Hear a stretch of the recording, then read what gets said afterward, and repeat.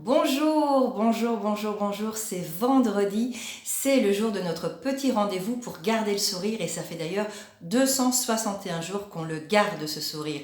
Milena Piccoli, coach ontologique, master trainer en hypnose et en programmation neurolinguistique pour ceux qui ne me connaissaient pas, avec un objectif avec vous, maintenir le sourire évidemment, rester optimiste mais surtout mieux se connaître et récupérer son pouvoir personnel pour prendre des décisions qui nous conviennent. Alors, de quoi va-t-on parler aujourd'hui? Tout d'abord de abonnez-vous, abonnez-vous, abonnez-vous, abonnez-vous, abonnez-vous. Mais ensuite, eh bien, vous le savez, on est au mois de décembre. Et au mois de décembre, dans les entreprises, dans les magasins, etc., c'est l'heure du bilan, c'est l'heure de l'inventaire. On regarde un petit peu tout ce qui s'est bien passé, tout ce qui s'est pas moins bien passé cette année. Et je vous propose d'en faire de même avec votre vie. L'exercice de la roue de la vie que je vous propose aujourd'hui, c'est un exercice que l'on utilise énormément en coaching et en développement personnel.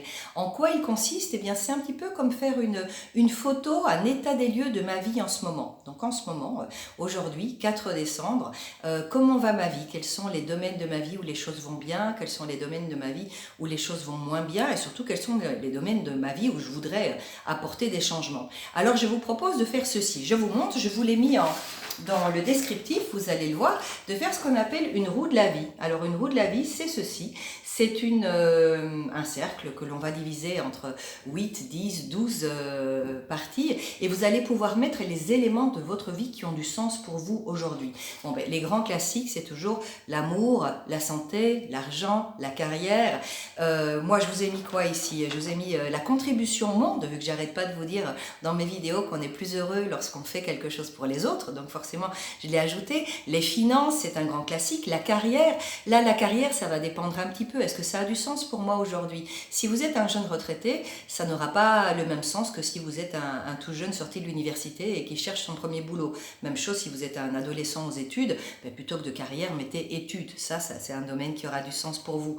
La vie de couple, même chose. Si vous êtes un jeune étudiant et que ça ne vous passe pas complètement par-dessus la tête, eh bien mettez plutôt les copains qui apparaîtront de toute façon dans un autre domaine, mais c'est peut-être ça qui a plus d'importance pour vous en ce moment. La vie de famille, donc les enfants, mais également les parents.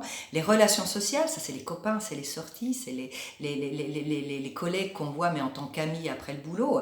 Les loisirs, tout ce qu'on fait pour s'amuser, pour prendre du bon temps. La santé et le bien-être, ça c'est un grand classique également. La spiritualité, je vous l'ai mis. Pour certains, ça intéresse. Si ça n'a aucun sens pour vous, vous ne la mettez pas, tout simplement. Et le développement personnel, même chose. Si c'est quelque chose qui vous dit, vous le mettez. Si vous vous dites, oh ben non, moi, avec loisirs, hobby, c'est suffisant, vous ne le mettez pas. Donc voilà, vous faites votre propre cercle avec vos propres domaines de vie. Et après, vous regardez et vous allez donner une note à chacun domaine de vie, comme un bulletin. Donc voilà, écoutez, les finances, moi ça cartonne en ce moment, j'ai plein de contrats, j'ai plein d'inscrits, je mets un 9, tout va bien là-bas. Les amours, bon, ça pourrait aller mieux, ça va aller, je me mets un 7, mais en fait je préférais avoir un 9, mais enfin je dois admettre qu'en ce moment c'est plutôt un 7 que j'ai. Les amis, ça va, tout va bien, ou au contraire non, avec la situation actuelle je les vois pas, il me manque. Bon bref, vous avez compris, pour chaque domaine vous allez vous mettre une petite note, donc 0 c'est que ça va pas du tout, et 10 c'est que ça va très bien.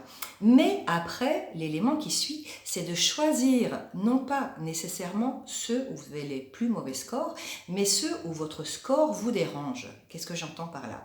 Il se peut que vous ayez mis un 9 aux finances, mais vous vous dites, oui, mais à quel prix? C'est le cas de le dire. À quel prix? Ça va très bien, mais j'ai plus de vie de famille. Donc là, c'est peut-être, j'ai beau avoir un 9, c'est un truc où j'aimerais bien bouger, changer quelque chose. La vie de famille, peut-être que je me suis mis un 7 ou ma vie de couple un 7, mais en fait c'est une bonne note, mais ça, je voudrais avoir plus.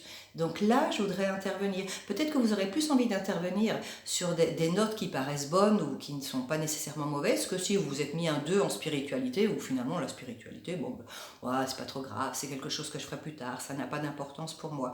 Donc une fois que vous avez mis des notes, vous allez vraiment choisir.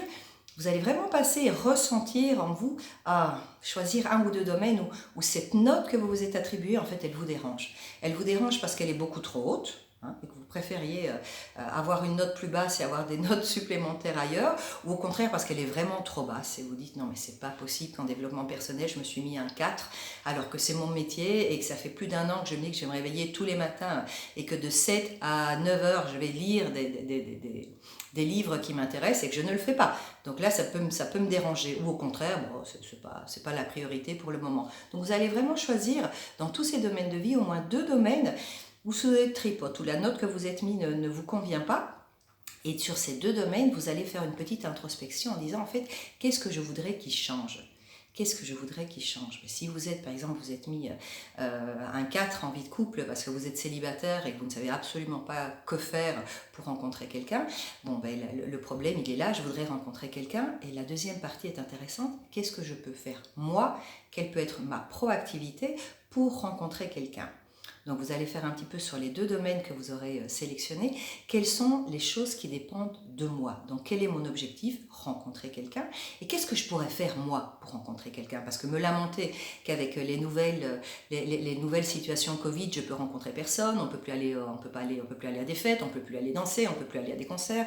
Toutes les occasions que j'avais de rencontrer des gens ont été supprimées. Donc vraiment, qu'est-ce que je peux faire moi dans la situation actuelle? Et vous allez choisir dans les 2 domaines de vie où vous voulez un changement, deux actions qui vous permettent de vous mettre les pieds à l'étrier et de commencer à apporter un changement pour obtenir l'amélioration que vous voulez. Donc, qu'est-ce qui dépend de vous? Vraiment, ça doit dépendre de vous, parce que vous dites, ah ben, la seule manière de changer, c'est que le gouvernement change ses dispositions par rapport à la maladie, bah, ça vous fait pauvre de moi, si le gouvernement ne change pas, moi je reste tout seul. Mais non, qu'est-ce que je peux faire moi dans la situation actuelle pour quand même continuer à rencontrer des gens et pourquoi pas un partenaire ou une partenaire possible. Moi, avec mon système de développement personnel où je ne suis pas contente, peut-être que me mettre 2 heures tous les matins, c'est trop. Donc il vaut peut-être mieux que je me mette de 7 heures à 8 heures avant de faire quoi que ce soit. Je ne fais rien d'autre, je vais directement lire ces bouquins qui m'intéressent et que je veux absolument lire parce que c'est quelque chose que j'ai acheté avec beaucoup de joie et que je ne l'ai pas fait. Et après, non, l'heure suivante, je vais lire le journal calmement, regarder mes mails, répondre au téléphone en déjeunant. Donc, qu'est-ce que je peux faire moi pour changer cette donne qui ne me convient pas? Même chose avec la carrière, si je ne suis pas satisfaite de ma carrière, qu'est-ce que je peux faire moi, qui dépend de moi? Je peux peut-être pas changer mon boss, mais je peux peut-être parler à mon boss, ou je peux peut-être demander de l'aide. N'hésitez pas à demander de l'aide, ça c'est faire un pas également. Donc, est-ce que je me suis fait comprendre? C'est assez simple quand même. Et je vous propose de faire ça, si ça vous dit, en famille, le soir du réveillon. Nous, c'est une activité qu'on fait régulièrement, où chacun, mais c'est léger, on s'amuse en disant « Oh là là là là là là, dis donc, en sport, je me suis mis un 4, c'est pas top quand même. Hein. Oui, non, je voudrais quand même avoir un 7. Donc, qu'est-ce que je fais pour me maintenir à faire au moins 3 fois par semaine du sport? Ou au contraire, je m'amuse pas suffisamment, qu'est-ce que je pourrais faire? Donc, et vous pouvez échanger des idées comme ça entre vous, comme ça fait une belle activité de famille et de fun en même temps. Donc voilà, je vous ai mis un modèle dans le descriptif ici en bas. N'hésitez pas à partager, à me poser des questions si vous en avez. Abonnez-vous, envoyez-le à vos copains à qui ça pourrait faire plaisir. Et puis surtout, gardez le sourire. Faites l'itinéraire, faites un petit peu, pas l'itinéraire, je dis n'importe quoi, faites le point de votre situation actuelle et dites-vous qu'elle va changer. Si vous n'en êtes pas satisfait, il y a plein de choses qui dépendent de vous et que vous allez pouvoir faire pour la changer, pour que dans quelques mois, on n'est pas obligé d'attendre décembre l'année prochaine, voir si la roue a évolué dans le sens qu'on voulait. Voilà, je vous laisse un excellent week-end à tous, bonne préparation de Noël, bonne Saint-Nicolas pour ceux qui la fêtent et on se voit vendredi prochain.